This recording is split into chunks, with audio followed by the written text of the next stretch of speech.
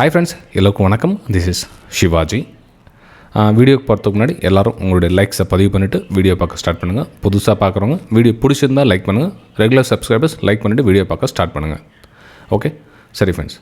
அதே மாதிரி இன்னொரு விஷயமும் நான் மென்ஷன் பண்ண ஸ்டார்ட் பண்ணுறேன். என்ன அப்படின்னு பார்த்தீங்கன்னா, இந்த எல்லோரும் ஸ்கேல்பிங்கில் நிறைய பேர் இன்றைக்கி நான் அவ்வளோ பண்ணிவிட்டு சார், இவ்வளோ பண்ணிவிட்டு சார் அப்படின்னு சொல்கிறீங்க.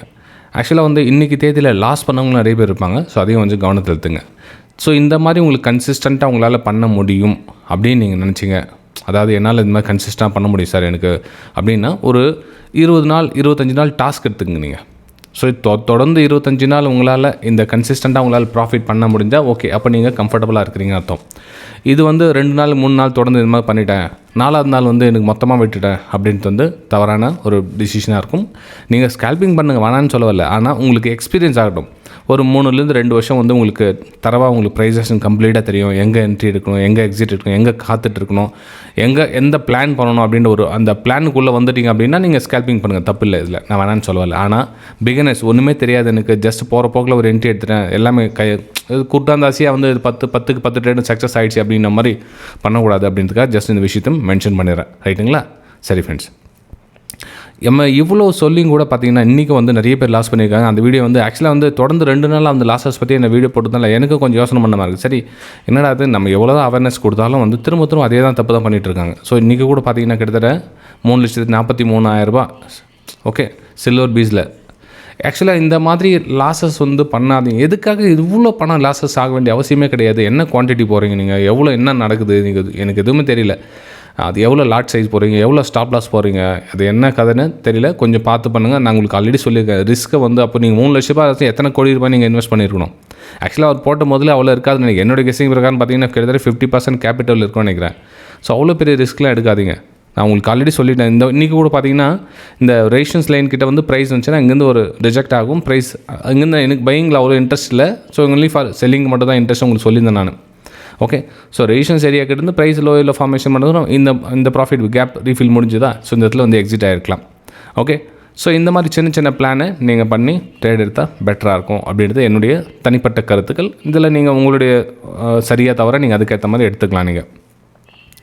ஓகேங்களா? சரி ஃப்ரெண்ட்ஸ், இப்போது ஓகே சார், இப்போ நெக்ஸ்ட்டு இந்த கண்டினியூவாக 20 நாள் 1 மாதமாக நீங்கள் சொல்கிற மாதிரி மார்க்கெட் போகுது. இப்போ சொல்லுங்கள் சார், பார்க்கலாம் நாளைக்கு என்ன சார் நடக்கும் அப்படின்னு. ஃப்ரெண்ட்ஸ், இப்போது நாளைக்கு என்ன நடக்கும் அப்படின்னு சொல்கிறத விட என்ன நடந்தால் என்ன செய்யலாம் அப்படின்றது அவேர்னஸாக இருங்க. 2 சிம்பிள் விஷயம் தான். உங்களுக்கு இந்த ரேஷன்ஸ் ஏரியா மாற போகிறது கிடையாது, அதே மாதிரி இது சப்போர்ட் ஏரியா மாற போகிறது கிடையாது. ஸோ இந்த சப்போர்ட் ஏரியாவும் இந்த ரேஷன்ஸ் ஏரியாவும் உங்களுக்கு கிளியராக தெரியுது. அப்போது ஒருவேளை ப்ரைஸ் இந்த ரேஷன்ஸ் ஏரியா கிட்ட வந்துச்சு அப்படின்னா ப்ரைஸ் அகைன் லோ ஃபார்மேஷன் நடந்ததுன்னா அகைன் டவுன் சைடுக்கான பிளான் தான் நான் பண்ண வரேன். நான் ஆக்சுவலாக உங்களுக்கு நான் பண்ணுங்கன்னு சொல்ல வரல. நான் இந்த இடத்துல இருந்தால் இந்த 25,500 to 450 ஏரியா இருக்குது இல்லைங்களா, இந்த இடத்துல ப்ரைஸ் ஒருவேளை லோ ஃபார்மேஷன் நடந்தால் நான் டவுன் சைடுக்கான ஒரு பிளான் பண்ணுவேன் ஃப்ரெண்ட்ஸ். ஓகே, மார்க்கெட் இங்கேயே ட்ராவல் ஆகுது சார், இந்த இடத்துலேயே மார்க்கெட் ஒரு வேளை ஓப்பன் ஆகுதுன்னா இந்த 200 லைமே கொஞ்சம் எக்ஸஸ் நாளைக்கு வந்துச்சு அப்படின்னா ஸோ இதையும் நான் ரேஷன்ஸை தான் கன்சிடர் பண்ணுவேன். இதே ரேஷன்ஸ் தான் கன்சிடர் பண்ணுவேன். ஸோ ப்ரைஸு இந்த இடத்துல இந்த மிடில் ஏரியா கூட்ட தான் ஒன்று சப்போர்ட் கிட்ட வரும் அல்லது ரேஷன்ஸ் கிட்ட வரும். இந்த 2 ஏரியாவில் தான் ட்ராவல் ஆகிறதுக்கான வாய்ப்புகள். எப்போ இந்த 25,150 தாண்டி கீழே க்ளோசிங் வைக்குதோ அகைன் என்னோட ஆக்சுவல் பிளான் என்ன, retest again down side. So இந்த 24,900 24,800 இந்த லெவலில் பயணிக்கிறதுக்கான ஒரு வாய்ப்புகளை நம்ம பார்க்கலாம். இந்த சப்போர்ட் பிரேக் டவுன் ஆகிடுச்சு அப்படின்னா, இந்த சப்போர்ட்டை ஸ்ட்ராங்காக மென்ஷன் பண்ணி ஏன் சொல்கிறேன் அப்படின்னா, ப்ரைஸு ஒரு ஹையர் ஐ ஃபார்மேஷன் பண்ணி டபுள்யூ பேட்டர்ன் மாதிரி இதில் ஒரு ட்ராப் மாதிரி காமிச்சிருக்கு. மேபி போகலாம், நான் இல்லைன்னு சொல்ல வரல. ஆனால் இது ட்ராப்போட பவர் எங்கே இருக்குன்னா இந்த 11 தாண்டி க்ளோஸ் வச்சுணும். இந்த 25,500 தாண்டி க்ளோஸ் வச்சுட்டா இந்த டபுள்யூ பேட்டர்னுடைய பவர் இருக்குது. ஓகே, நம்ம இங்கேருந்து கன்சல்ட் ஒரு அடுத்த லெவல் பார்க்கலாம் அப்படின்னு அர்த்தம்.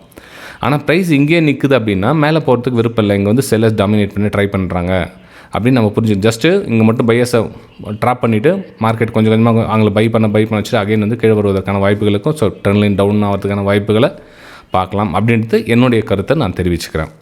ரைட்டுங்களா? சரி, பியில் என்ன சார் பண்ணலாம் அப்படின்னு பார்த்தீங்கன்னா, பியில் கூட பார்த்தீங்கன்னா உங்களுக்கு அந்த 200 EMA எக்ஸாக்ட்லி உங்களுக்கு ப்ரைஸ் ரிஜெக்ஷன் கொடுத்துருக்காங்க.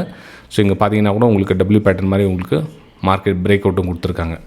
ஸோ பிரேக் அவுட்டும் கொடுத்து பார்த்தீங்கன்னா மார்க்கெட்டு உங்கள் ஹையர் ஐ ஃபார்மேஷன் பண்ண பையர்ஸ் ட்ரை பண்ணிகிட்டு இருக்காங்க. அகைன் 200 EMA லைன் கிட்ட வருது.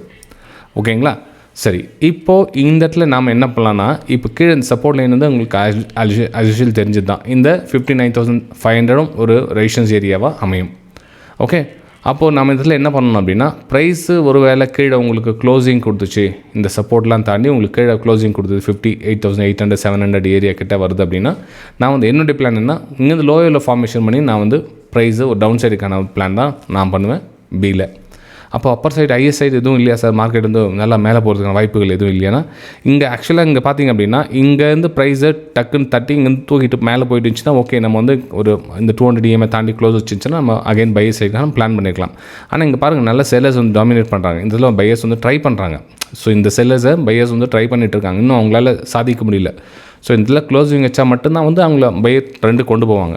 ஸோ அதுவரையிலும் பார்த்தீங்கன்னா எப்போ இந்த ஒரு ஏரியாவில் கீழே ஒரு ரெட் கலர் கேனில் உங்களுக்கு க்ளோஸ் வச்சுட்டாங்களோ, ஸோ இவங்க வந்து தோத்துட்டாங்க. யாரும் இந்த பையர்ஸ்லாம் ட்ரை பண்ணாங்களே, எல்லாமே முடிஞ்சு போச்சு. அப்போ எவ்ரி நம்ம டெப்பில் ஷார்ட் சைடுக்கான பிளான் தான் பண்ண வேண்டியது இருக்கும். ஸோ இது என்னுடைய தனிப்பட்ட கருத்து ஃப்ரெண்ட்ஸ், ரைட்டுங்களா? சரி, நெக்ஸ்ட் நம்ம எஸ்ஸில் பார்க்கலாம். எஸ்ஸில் என்ன சார், எஸ் கூட ஆல்மோஸ்ட் நம்ம நிஃப்டி மாதிரி தான். ஸோ இந்த இடத்துல சப்போர்ட் ஏரியா கிட்ட ட்ரை பண்ண அகைன். ஸோ செல்லர் இருக்காங்க, ஸோ பையர்ஸ் இங்கே தான் இருக்காங்க. ஸோ அகைன் உங்களுக்கு ரெட் கலர் கேனில் இங்கே க்ளோசிங் கொடுத்துச்சு 82,000 அப்படின்னப்போ, ஸோ இந்த சப்போர்ட் பிரேக் டவுன் ஆகிறதுக்கான வாய்ப்புகளுக்கும் பிரேக் டவுனுக்கான ஒரு வாய்ப்புகளை பாருங்கள். ஸோ இதில் வந்து பார்த்திங்கன்னா இந்த சப்போர்ட் ரொம்ப ரொம்ப முக்கியமான ஒரு சப்போர்ட்டாக நீங்கள் கன்சிடர் பண்ணிக்கலாம். அதே மாதிரி இந்த 200 EMI லைன் பேக் கிட்ட வந்துச்சு. ஆக்சுவலாக இங்கேயும் வந்து ரெசிஷன்ஸ் எடுத்திருக்காங்க. எல்லாமே நிறைய பேர் என்ன இந்த இடத்துல நெக்லைன் கட் ஆகணும்னு இது பை பண்ணியிருக்காங்க. ஸோ அவங்களுடைய எஸ்எல்லாம் இங்கே இருக்கும். ஸோ எஸ்எல் ட்ரிகர் பண்ணுறதுக்கான வருவதற்கான ஒரு வாய்ப்புகள் தான் நான் நாளைக்கும் பார்ப்பேன். ஆக்சுவலாக நாளைக்கு நான் அவைலபிள் இருக்க மாட்டேன் மார்க்கெட்டில். சப்போஸ் நான் இருந்த ட்ரேட் பண்ணலான்னு பிளான் பண்ணியிருந்தேன் அப்படின்னா இதுக்கு கீழே வந்து ஷார்ட் சைடுக்கான பிளான் தான் பண்ணியிருப்பேன். பையிங்கான பிளான் எனக்கு எதுவும் இல்லை ஃப்ரெண்ட்ஸ். ஏன்னா எந்த ஒரு விஷயம் ஓப்பனாக க்ளீனாக தெரியுது, எல்லாம் நெய்ப்பன பை இந்த இதில் பை பண்ணியிருப்பாங்க. ஸோ பையர்ஸில் ட்ராப்பில் மாட்ட வச்சுருக்காங்கன்னு நினைக்கிறேன் நான். ஸோ லெட்ஸ் சி, பார்க்கலாம். என்ன என்னோடய வியூ தவறாக இருக்குதா, அல்லது அங்கே பையர்ஸ் இவங்க ட்ராப் பண்ணவங்க கரெக்டாக பண்ணியிருக்காங்களா அப்படின்னு நாளைக்கு பார்க்கலாம். மறக்காமல் இந்த வீடியோக்கு உங்களுடைய பதிவுகளை நீங்கள் மென்ஷன் பண்ணலாம். நம்ம அடுத்த வீடியோ சந்திக்கலாம். தேங்க்யூ.